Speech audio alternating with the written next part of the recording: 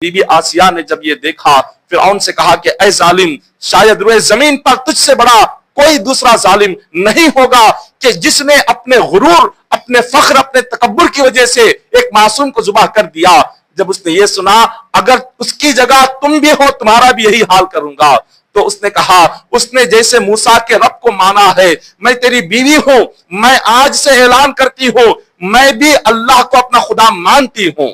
اور تیری خدائی کا انکار کرتی ہوں۔ فرعون اپنی بی بی آسیہ سے بڑی محبت کرتا تھا۔ جب اس کو پتا چلا کہ انہوں نے ایمان لا لیا اور اللہ کو اپنا خدا مان لیا اور اللہ کا ذکر کر رہی ہے، اللہ کو یاد کر رہی ہے اور دل میں اللہ کی محبت بیٹھ چکی ہے، تو فرعون نے سب سے پہلے انہیں بے رحمانہ طور پر انہیں مارا اور ان سے کہا کہ میں تجھ سے محبت کرتا ہوں، اگر ایسی باتیں کرے گی، اللہ کا نام لے گی، اللہ کا ذکر کرے گی اور زیادہ تجھے ظلم کروں گا۔ اس نے کہا کہ آج سے کچھ بھی ہو جائے اللہ کا ذکر زبان سے ختم ہونے والا نہیں۔ فرعون نے تمام رشتہ داروں کو بلایا، بیوی کے رشتہ داروں کو جمع کر کے کہا اس کو سمجھاؤ، اگر اس نے اسی طرح اللہ کا ذکر کرنے کی رٹ لگائی، اللہ کی محبت کی رٹ لگائی، تو اس کا وہی حال ہوگا جو باندی کا حال ہوا ہے۔ خاندان کے لوگ آ گئے اور سمجھانے لگے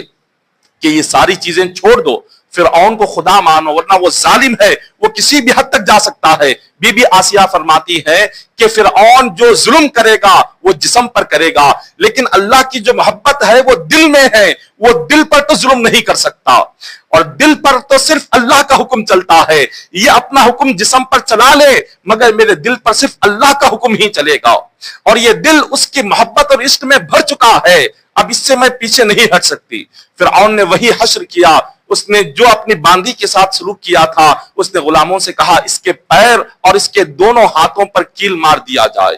اپنی بیوی کے ہاتھ اور پیروں پر اس نے زمین پر لٹا کر کیلیں مار دی اور ایک قصاب کو بلایا اور اس سے کہا جس طرح سے تم ایک بکری کے جسم سے کھال نکالتے ہو اسی طرح یہ زندہ ہے اور اس کے دل میں اللہ کی محبت اور زبان پر اللہ کا ذکر ہے، اس کے جسم سے بھی کھال نکالو۔ اس ایک زندہ انسان کے جسم سے کھال نکالنے کی تکلیف کیا ہوتی ہے؟ کوئی انسان اس کو اپنے وہم و گمان میں بھی لا نہیں سکتا، اس کا تصور نہیں کر سکتے، سوچ نہیں سکتے۔ حضرت بی بی آسیہ پر کیا ظلم ہو رہا ہے، اللہ اکبر۔ آپ کے جسم سے کھال نکالی جا رہی ہے، جب آپ کے جسم سے کھال نکال لی گئی اس ظالم کا ظلم ختم نہیں ہوا، اس نے کہا اب ایک مرچی اور نمک لاؤ اور اس کے جسم پر ڈال دو۔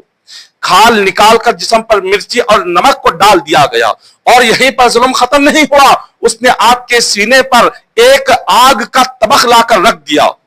ایک ایک ظلم بڑھتا جا رہا ہے، پوچھتا جا رہا ہے کہ اللہ کی محبت